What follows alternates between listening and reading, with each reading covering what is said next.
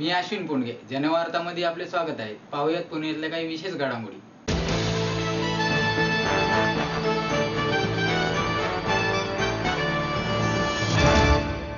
इलेक्ट्रोनार्डिग्राफ हा आयुर्वेदातील नवा तंत्र आविष्कार असून ही पद्धती अत्यंत अल्प खर्चात होऊ शकते, अशी माहिती के.व्ही. पाठक यांनी पत्रकार परिषदेत बोलताना दिली. आयुर्वेदामधल्या द्रव्यांमधील जे रस वीर्य विपाक स्पेशली ऍक्टिव्ह प्रिन्सिपल, त्या ऍक्टिव्ह प्रिन्सिपलवर अभ्यास जर केला तर ते शरीरातली कुठलीही विकृती दुरुस्त करू शकतात. आणि त्या बेसवर मी ही stem cell development, Ayurveda stem cell development therapy ही विकसित केली. आणि तो पेशंट माझ्याकडे नॉर्मल सह्य असाच एक रिॲक्शनचा पेशंट गोव्याचा होता, एजड पेशंट, त्याचं हर्नियाचं ऑपरेशन होतं आणि अॅनास्थेशियाची रिॲक्शन आली आणि तो कोमामध्ये होता. आणि आपण आपल्या ट्रीटमेंटवर 3 महिन्यामध्ये त्याला सेव्ह, ते पण माझ्याकडे लाईव्ह. पण त्याचं डॅमेजेस, रिॲक्शनचं डॅमेजेस, इन्फेक्शनचं डॅमेजेस, ब्लड फॉर्मॅटचं डॅमेजेस, सेन्सरचं डॅमेजेस आणि रक्तवाहिन्याचं डॅमेजेस आणि हार्टचं डॅमेजेस, एवढे बेसिक कॉज आपल्याला सर्च करावं लागतं. आणि ते सर्च आज माझी कंडिशन अशी आहे की मी 2002 पासून इथं एक युनिट चालवतो आपल्या शनिवारपेठमध्ये. तर जवळपास 3-3, 4-4, 5-5 तास लोकांना थांबावं लागते, एवढं नाही परीक्षाला मिळणार. आणि हे मी मेडिसिन जर समजा मी माझ्या जवळ ठेवलं तर मी 100-200 लोकांना देऊ शकतो. आज 5,000 आणि 10,000 लोक जर माझ्याकडे आले तर मी चेकिंगही देऊ शकत नाही आणि त्यांना मेडिसिन सप्लाय करतो. म्हणून मी याचा पेटेंट करून हे औषध पण आपल्याला उपलब्ध होऊ शकते का मेडिकलवर, आणि ते सर्वसामान्यांना कमीत कमी दरामध्ये उपलब्ध होऊ शकते का, याच्यासाठी मी याचा पण पेटेंट. मी 1 जानेवारीला Ayurveda stem cell development centre जगातलं पहिलं काळेवाडीला चालू करणार आहे. की ज्या काळेवाडीला एका पेशंटनी त्याच्या आईला पॅरालिसिस मधून ती चांगली झाली, सेरेब्रल पाल्सी मधून चांगली झाली आणि ती कॉन्शियस झाली, म्हणून त्यांनी आपल्याला काळेवाडीला एक पूर्ण 10 BHK चा फ्लॅट असलेली आणि 2 BHK चे 5 फ्लॅट असलेली एक बिल्डिंग आपल्याला सर्वसामान्य गरीब लोकांच्या सेवेसाठी दिली.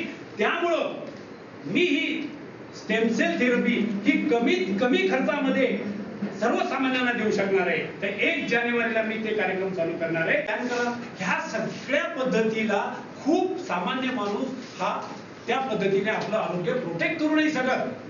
अशा या सामान्यापर्यंत हे नाडी परीक्षा यंत्राचं डायग्नोसिस यंत्र जावं, म्हणून आज मी तुम्हाला इथं निमंत्रित केलंय. मी आतापर्यंत हे सामान्य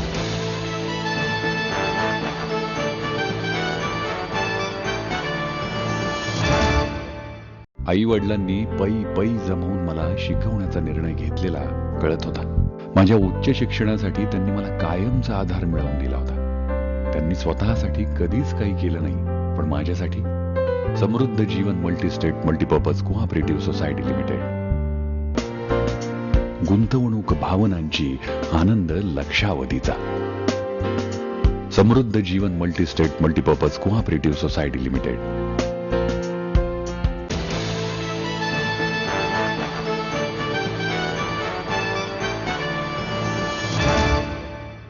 पोटाचे आरोग्य नैसर्गिक पद्धतीने संतुलित ठेवण्यासाठी पुण्यात आता निर्मयी निसर्गोपचार केंद्र सुरू करण्यात येत आहे, अशी माहिती श्रीनिवास अयंगर यांनी पत्रकार परिषदेत दिली.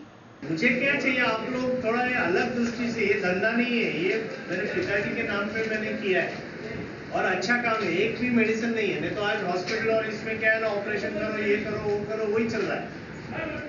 हम किसी को एक्सरे निकालने को नहीं बोलते, नेचुरोपैथी है, निसर्गोपचार. बेसिक प्रिंसिपल बताइए. बेसिक प्रिंसिपल क्या है? निसर्गोपचार. हमारा निर्मयी निसर्गोपचार केंद्र है. अभी समझो आप डायबिटीज बोलेंगे, अभी किसको डायबिटीज है, डायबिटीज जा नहीं सकता है, लेकिन डायबिटीज का कॉम्प्लिकेशंस हमारे यहाँ ट्रीटमेंट लेने से पैंक्रियाज रीएक्टिवेट होगा. और हमारे पास केस शीट है, आप कोई भी सेंटर में आएंगे तो केस शीट आपको दिखेंगे जो एक्चुअल हुआ है, उनका मोबाइल नंबर, उनका ये, ऐसे किसको ये बताने वाला बात नहीं, ये हुआ सबका केस शीट्स है. वजन 24-25 किलो काफी लोगों का कम हुआ है।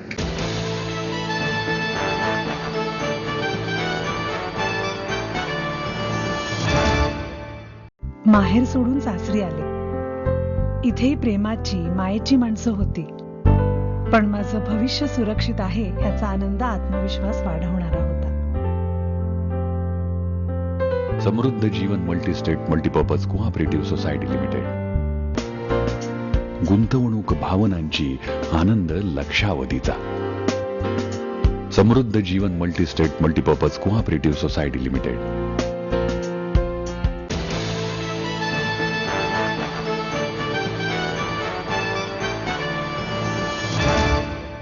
महाराष्ट्र ग्रंथ उद्योजक संस्थेच्या वतीने डॉक्टर अशोक कामत यांना पुरस्कार प्रदान करण्यात आला.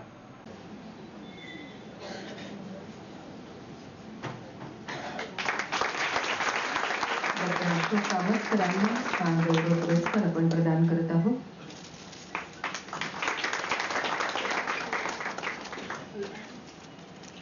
गौरवपत्र, रोख रक्कम आणि शाल अशा पुरस्काराचं स्वरूप आहे. अशी जाणती माणसं आणि लोकांना प्रोत्साहन देणारी माणसं होती त्या पुण्याविषयी मी बोलतो आहे. आज ही गोष्ट फार जाणवते. पोस्टकार्ड पाहिल्यानंतर मला त्यावेळेला बापूसाहेब गुप्ते माहिती होते, कारण त्यांचं वर्तमानपत्रात नाव नेहमी यायचं. त्यांचे ते बंधूच होते. मी गेलो येऊन पुण्यात. त्यांनी मला सांगितलं, एबेला तू उत्तम गुण मिळवलेले आहेस, पहिलाही आलेला आहेस, ग्रंथोत्तेजक सभेचं काम करशील का? त्यामुळे हे जे चाफेकर बसले त्यांचे वडील हे तिथे होते. मी तरुण होतो, मला काहीच माहिती नव्हतं. थोडंसं न्यायमूर्ती रानडेंचं नाव मात्र ऐकलेलं होतं. मी संस्थेची सगळी ओळख, त्यांनी मला जी कागदपत्र दिली त्यातनं करून घेतले. ते म्हणले या संस्थेत तू काम करावंच ही इच्छा आहे. मी चाफेकरांना मदत करू लागलो. ही 1965 पासूनची गोष्ट आहे. त्यानंतर पुढे मी नोकरीच्या अडचणीत होतो.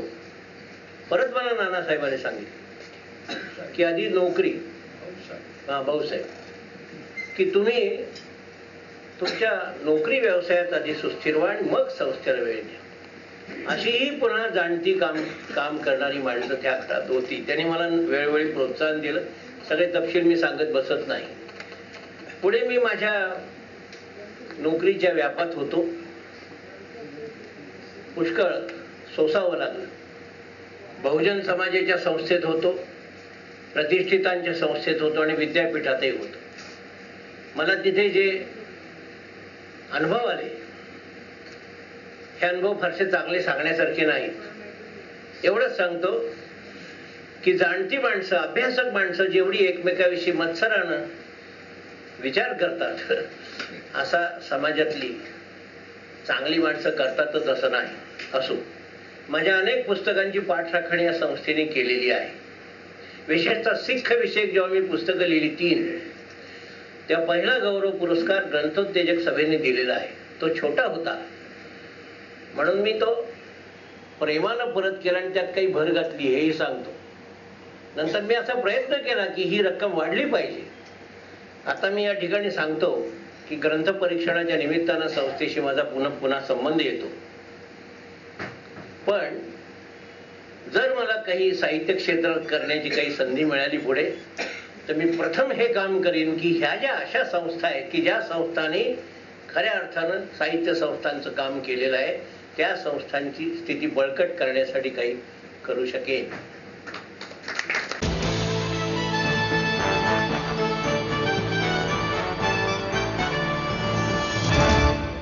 ज्येष्ठ शिल्पकार B.R. खेडकर यांना पुणे पीपल्स बँकेच्या वतीने पुरस्कार प्रदान करण्यात आला.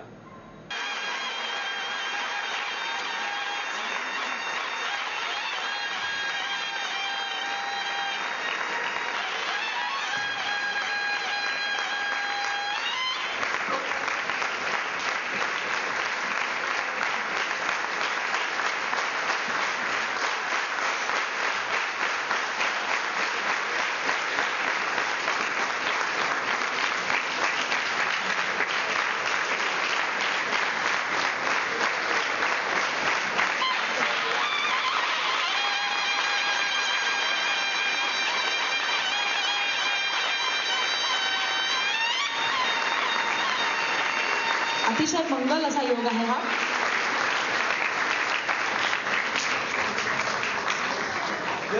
धन्यवाद रसिक हो.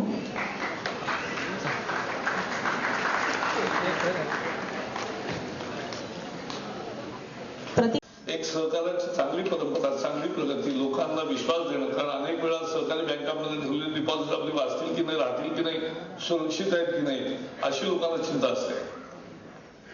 पण यावेळेला ती पुणे पीपल्स बँकेने हा विश्वास मिळवलेला आहे. आता बँक वाढल्यावर चांगली कामही केली पाहिजेत आणि म्हणून विविध क्षेत्रातल्या प्रमुख लोकांना पुरस्कार देण्याचं काम पीपल्स बँकेने सुरू केलं, याचं मी अभिनंदन करतो. तुम्ही यापूर्वी चित्ररथ नाईक, रमाकांत आचरेकर, पद्मभूषण प्रकाश आमटे, रवींद्र जैन म्हणजे विविध क्षेत्रातल्या खऱ्या अर्थाने काम करणाऱ्या आणि गुणी जनांचा तुम्ही सत्कार केला. या सत्काराने आपली संस्थाही मोठी होते, त्याही लोकांना एक समाजाचं ऍप्रिसिएशन कळतं.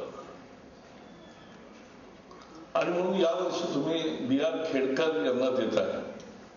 खेडकरांनी शिल्पकलेतले इतके नमुने पुणेकरांना तर लहानपणापासून आमचं सगळं लहानपण खेडकरांच्या मूर्ती आणि शिल्पकला पाहण्यामध्ये गेलं. आणि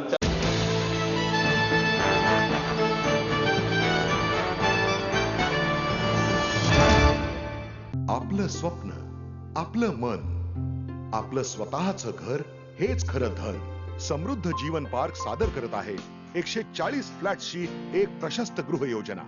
कात्रज कोंढवा रोडवर बिबवे वाडीपासून फक्त 2 किलोमीटर अंतरावर आपल्या आर्थिक गणितात बसणारे 1 व 2 BHK फ्लॅट्स. तब्बल 3 मजली पार्किंग सह ऐस पैस गार्डन, क्लब हाऊस आणि इतर सुविधांनी सुसज्ज. बुकिंग साठी संपर्क 9850 937 373 9850 947 373. समृद्ध जीवन, नांदी सौभाग्याची, सुरुवात प्रगतीची.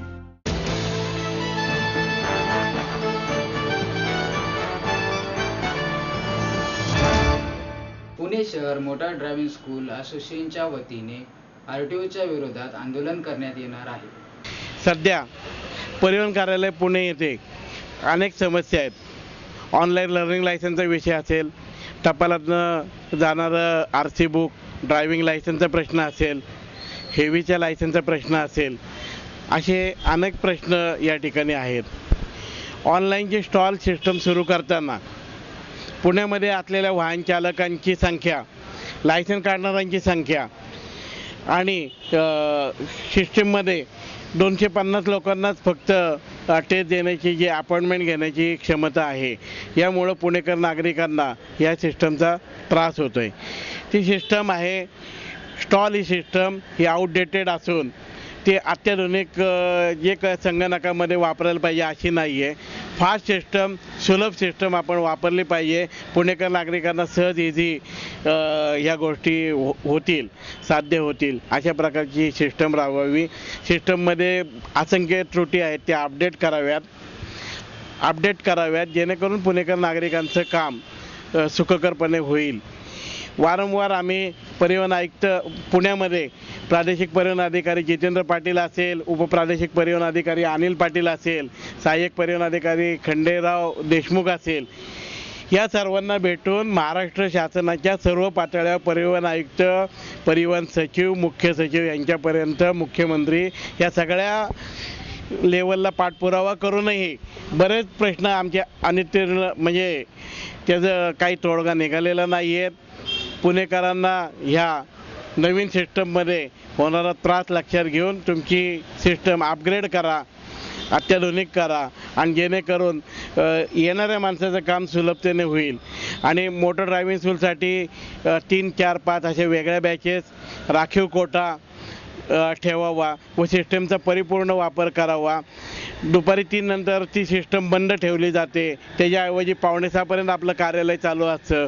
आपल्याकडं असलेले संगणक 25च असल्यामुळं त्याचा पूर्ण क्षमतेने वापर आपण करावा आणि त्याचा फायदा लर्निंग लायसन्स काढणाऱ्या माणसांनाही होईल या प्रकारचं धोरण शासनाने करावं.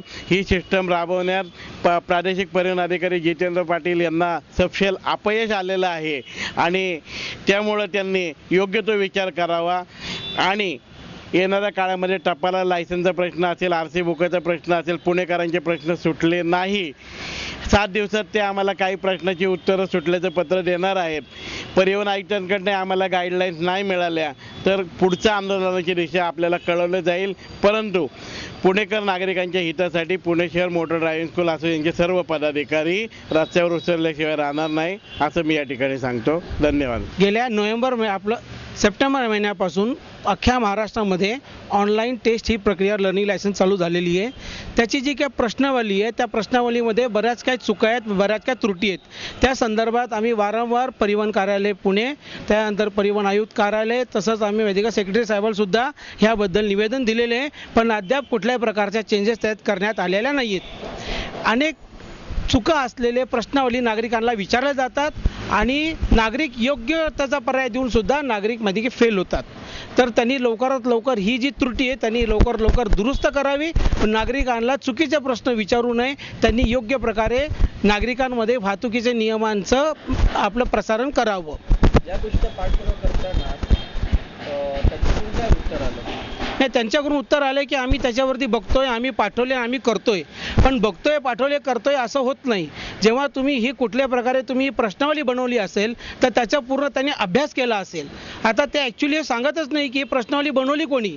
कधी सांगतात NSEनं बनवली, कधी कोणी बनवली आहे. पण ही कुठल्याही प्रकारे प्रश्नावली जेव्हा तुम्ही वेबसाईटवर दाखवता तेव्हा ते 100% दुरुस्त असले पाहिजे. त्यात कुठल्याही प्रकारे चुका होऊ नयेत. कारण की जर माहिती का नियम शिकवणारे, नियम विचारणारे, लायसन्स देणारे जर अधिकारी जर अशा चुका करत असतील तर नंतर आपल्या नागरिकांनी रस्त्यावर काय करावं, वाहन चालकांनी रस्त्यावर काय करावं? मग वाहन चालकाकडून चुका होणार. ह्याच्यामध्ये ह्या ज्या प्रकारे ज्या त्रुटी आहेत किंवा ज्या सिस्टमच्या ज्या काही त्रुटी आहेत त्याच्यामुळे येणाऱ्या काळामध्ये अपघातांची संख्या निश्चितच वाढणार आहे. कारण की नागरिकांच्या सुखसोयीप्रमाणे कुठल्या प्रकारे काम RTO ऑफिसमध्ये होत नाही. आज जवळजवळ ट्रकचे लायसन्स पूर्णपणे RTO कार्यालयामध्ये बंद करण्यात आलेले आहे. खरं वास्तविक पाहता आज गुड्स किंवा ट्रान्सपोर्ट किंवा बसेस असे चालवणारे ड्रायव्हर जास्त प्रमाणात आहेत. परंतु नवीन जे आपण लायसन देतो त्याचा 2 वर्षाचा अनुभव घेतल्याशिवाय त्याला आपण हेवीची टेस्ट देता येत नाही. असं जर नियम असेल तर मग यांनी जे भोसरी येथे जो SCचा ट्रॅक आहे त्याच्यावर आम्हाला टेस्ट द्यायला बंधनकारक केलेलं आहे. हे जाणीवपूर्वक अडवणूक आहे. यामुळे आज STला, बसला, ट्रान्सपोर्टला, गुड्सला, बसेसला अशा कोणत्याही याला ड्रायव्हर मिळणं कठीण झालेलं आहे. आणि शासन याच्याकडे गंभीरतेने जर विचार केला तर मग जर आपण लायसन देऊ शकला नाहीत तर कोणत्याही प्रमाणात चुकीचं खोटं लायसन्स किंवा त्याची माहिती असून देखील तो लायसन न बाळगता तो रस्त्यावर येईल. यातून मोठमोठे अपघात होतील असं मला सांगायचं आहे.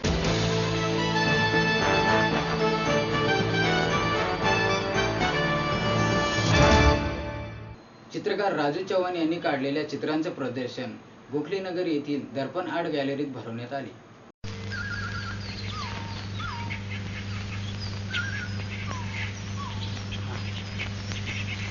आदि बीज एकले,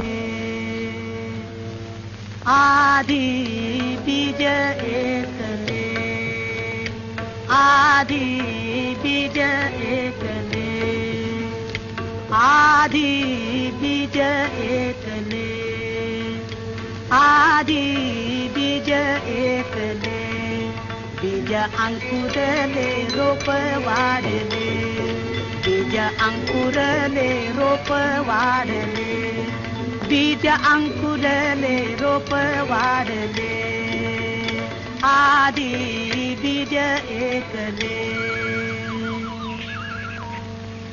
एका बीजा पोटी तरु कोटी कोटी जन्म घेती सुमने पडे, कोटी जन्म घेती सुमने पडे, कोटि जन्म घेती सुमने पडे आदि बीज एकले व्यापुनी जगता तुझी अनंता व्यापुनी जगता तुझी अनंता व्यापुनी जगता तुझी अनंता बहुविध रूपे घेसी घेसी परि अंती ब्रह्म एकले परि अंती ब्रह्म एकले परि अंती ब्रह्म एकले आदि बीज एकले आदि बीज एकले आदि बीज एकले आदि बीज एकले आदि बीज एकले बीज अंकुरले रोप वाढले बीज अंकुरले रोप वाढले आदि बीज एकले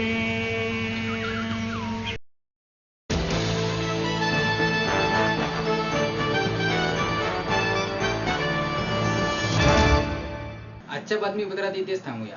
नमस्कार.